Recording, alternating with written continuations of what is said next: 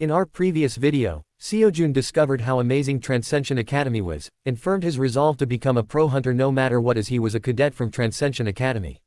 After 2 weeks, which was supposedly only 1 week, of staying in the hospital, Seojjeoda finally decided to be discharged and go back home. He flopped in his bed, face first, as he grumbled that he finally got home. Well, it does fit the saying, home sweet home, as home is where your heart is. The house was just a building. He remembered that there was only a year left before the hunter exam, but as of right now, his bank was empty. It's visible on his face how out of options he was right now because of the recent accident that took all of his savings within 9 years of hard labor. Suddenly, Seojjeoda remembered his daily tasks. He quickly checked his phone and then a prompt asking him if he wants to register for the next lecture appeared. This brings joy to Seojjeoda as he can proceed with the lectures now with Kkyujanneu. Back then, he was defeated as he can't proceed with the course without completing the daily tasks. After selecting the next lecture, a Kkyujanneu appeared and congratulated Seojjeoda for completing the daily tasks altogether. Kkyujanneu said the Seojjeoda has enough strength now to start toddling. Moving on, Kkyujanneu finally introduced the next topic for this course, sense. And as Seojjeoda watched and listened to the recorded lecture of Kkyujanneu, his lecture progress for the course rose to 5.7%. The next morning, Seojjeoda came back to his previous workplace to work. The same workplace where the accident happened, and the same manager who would not give work accident compensation after the accident happened at the work site. Even though Seojjeoda doesn't want to go back, he was left with no choice as he was penniless at the moment and needs money to feed himself. He was just slightly happy that the manager was at least feeling guilty about what happened. Seojjeoda went to their locker room after the encounter with the site manager. There he thought about how to balance his study and work life just to make the most out of the lectures. In the end, he was still a human that needs food to eat, so he gotta work for that. Finally, Seojjeoda decided to review the lecture while he was working. He recalled the lecture the previous day. The topic was sense and Kkyujanneu was explaining the topic for this lecture. The 5 senses play an absolute role in combat. Sight, hearing, touch, taste, smell, we call those the 5 senses. Normally, those 5 senses go through the process of perceiving, recognizing, and judging for each stimulus. But that process is endlessly slow. Why are you thinking about such pointless things? Therefore, I will teach you the method to shrink this process as much as possible. Something completely separate from the 5 senses. Your hidden 6th sense, intuition. As Seojjeoda was reviewing the lecture, his good friend, old man Manhwa, sneaked up behind him and tried to tap the back of Seojjeoda's head with his knuckles, but Seojjeoda unconsciously dodged without even looking back. This action both shocked Manhwa and Seojjeoda. Manhwa suspected that Seojjeoda must have eyes at the back of his head for dodging such a sneak attack. Seojjeoda did not notice at that time, but what happened there was what Kkyujanneu called intuition. Unfortunately, their manager caught them lacking and demanded they go back to work.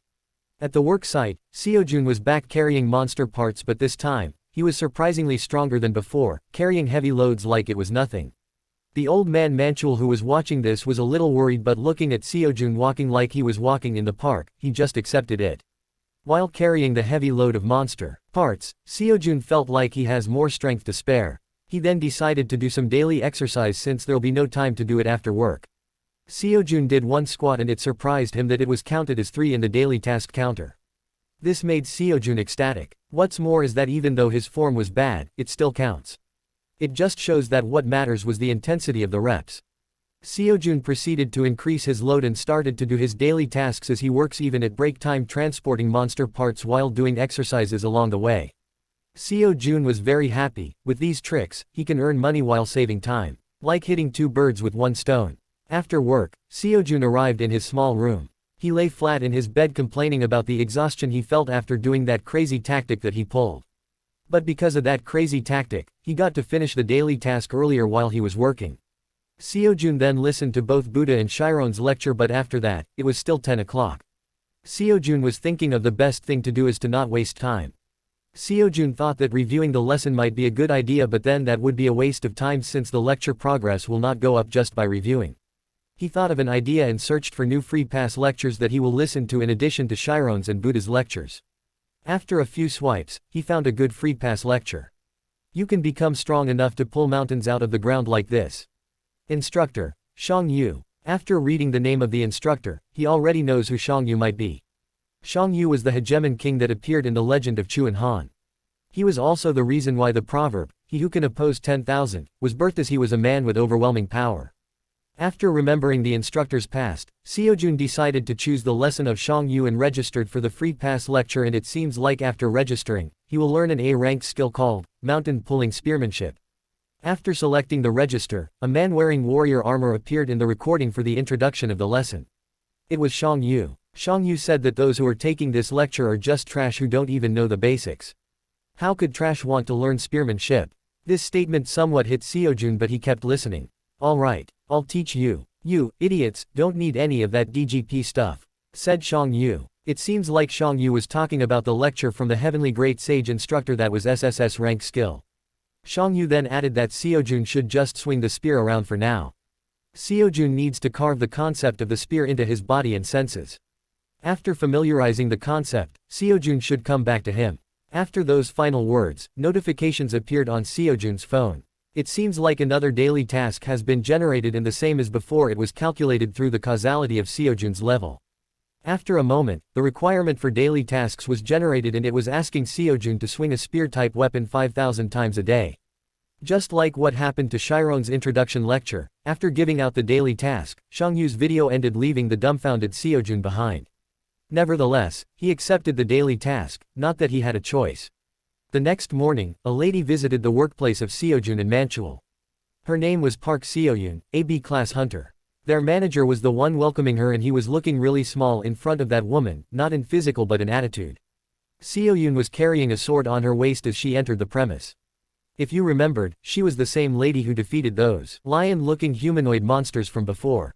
Seoyun seems to be concerned about the accident that happened while Seojun was recovering inside the hospital. It was when a supposedly dead monster woke up and wreaked havoc, so she was inspecting this site as it was also dealing with dead monsters and monster carcasses. The manager was reassuring Seoyun that there have been no accidents in their business thanks to the thorough management and safety regulations. A lie to say the least. Even with the reassurance of the manager, Seoyun still insisted on inspecting the area just to be on the safe side. Even though she already inspected it once, she said there might be something she missed and it might cause trouble. The manager has no option but to agree at this point. While the manager and Seoyun were talking, her appearance caught the workers' attention. They said that she was the granddaughter of the Sword Star. At the back, Seojun heard this and was stunned.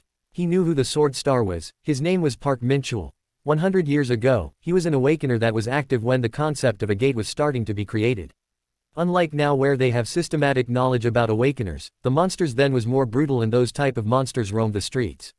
It was a time when human survival was not guaranteed. At that time, Park Minchul was one of the people that returned civilization to the world. He was the savior of the world. A hero. Time has passed and he might be an old man now, but he can still compete on the global stage. Thinking about the amazing feats the Sword Star has achieved, Seojun smiled. But he then thought that it wasn't his business and continued to do his work while doing his daily tasks. Seoyun saw Seojun's actions and thought that he has some problems with his head. Probably a screw loose, but Seojun continued his workout while Seoyun also continued her inspection. Seojun arrived at Manchul's area and left the monster parts on him. Manchul has a deadpan face like he was convincing himself that Seojun's actions have meaning, but he can't just think of any. Worried, Manchul asked Seojun how long he gonna keep on doing these things. Seojun answered that he will see this end and that everything has a meaning that Manchul did not buy. After leaving all the monster parts behind, Seojun turned to left to get more, but as he was about to leave he noticed a monster carcass beside Manchul move and quickly moved to warn him, but the monster was quicker as it already spread its wings and bared its razor-sharp fangs towards the startled Manchul. While it was happening, Seoyun sighed in relief elsewhere. She was relieved that she finally got rid of the site manager as he was annoying her. While she was resting her back against a steel beam, she heard the workers talking about her. About her being the granddaughter of the Sword Star and that despite being his granddaughter, she's just at B rank. Even if the workers whisper to themselves or were far away from her, she's already at B rank. Her senses were also sharpened so she could hear them as if they were talking to her face to face. Seoyun was also fed up with that statement since she was constantly being compared to her grandfather, Park Minchul. To other people, he was a hero, but to her, he was a burdensome label that constantly sticks to her everywhere she goes. She also thought that her original goal was to be an educator, a teacher perhaps, but her grandfather wouldn't allow it and forced her to practice being a hunter by teaching her directly. She became a pro hunter at B rank, but the wall that was his grandfather was too high to overcome. Eventually, she made an academy herself, a hunter academy, just to fulfill her goal, but as the applicants got wind of the information that the Sword Star wasn't the one teaching, they all dipped. And whatever cadets that were left all quit as if they were chased out by her grandfather. With that said, the Hunter Academy that she wanted to build became something that no one ever heard of. While Seojoon was thinking of just one proper cadet, a worker appeared from somewhere catching up to his breath while telling them to run because there was a monster. Seojoon was shocked at what the worker just shouted. It seems like what she came for today has become a reality. Back to where Seojoon and Mantual were. A lion-like monster with a horn on his forehead and bat-like wings was already on Mantual. Seojoon knows of the monster as a Manticore and he was wondering how the Manticore suddenly get up as if it wasn't dead all along. While Seojoon was distracted from his thoughts, Mantual shouted at him to run as the monster crept behind him. Seojoon can hear him but he was busy constructing his thoughts because Seojoon knows that if he ran away, Mantual would be dead considering that a Manticore was a 4-star monster that even pro hunters would find difficult. Seojoon was looking thinking for someone who could save Mantual right now but the only hunter around was Park Seojoon, but how long till she arrive? Will Mantual be safe before that? Seojoon was really afraid right now as this would be the first time he was facing a live monster and not just carcass. As the monster opened its mouth to devour Mantual, Seojoon steeled his resolve and grabbed the metal pole that was near him to use as a weapon. With a loud shout as he charged to overcome his fright, Seojoon swung the long metal pole as a staff towards the Manticore to save Mantual, which succeeded as the Manticore dodged and backed away. With this action, Seojoon was now in between the Manticore and Mantual. Seojoon was hurrying Mantual to leave as he stalled for time until the hunters get there. He was really afraid but he was forcing himself to overcome it. While his mind was in disarray, he suddenly heard the voice of the Buddha talking. You are the universe. As you observe the world, where it came from, and what? Embrace a universe thinking of where it will go from now on. With a few words from Buddha, Seojoon's thoughts became still and calm. His face loosened up from the fright and he now calmly charged towards the Manticore. As the Manticore attacked him, he heard Chiron saying that it would be too late to think about his reaction. Instead, Seojoon should leave his actions to his senses. With Chiron's words, Seojoon's movements became more agile and he easily dodged the Manticore's attacks and he has a chance to counterattack. Seojoon was asking himself if he should attack or not. He then heard Shang Yu's words saying that he should believe in his guts without a single speck of doubt. Seojoon heard this and gripped the metal pole very hard as he swung down towards the Manticore's head from above. And with the power to pull up mountains, Seojoon swung as hard as he can and hit the Manticore head on. As it made contact, a loud explosion was heard and this caught Seojoon's attention as she arrived at the area where the monster was supposed to be wreaking havoc. But as the dust settled, the questions from Seojoon's head were answered. She saw Seojoon appear amidst the clouds of dust while holding an iron pole. Behind him, was the Manticore's cleaved corpse. The trace was so smooth and clean that it would be more credible if someone said it was cleaved using a sword than an iron pole. As the action was over, Seojoon snapped from his train of thought and was kind of shocked at what happened.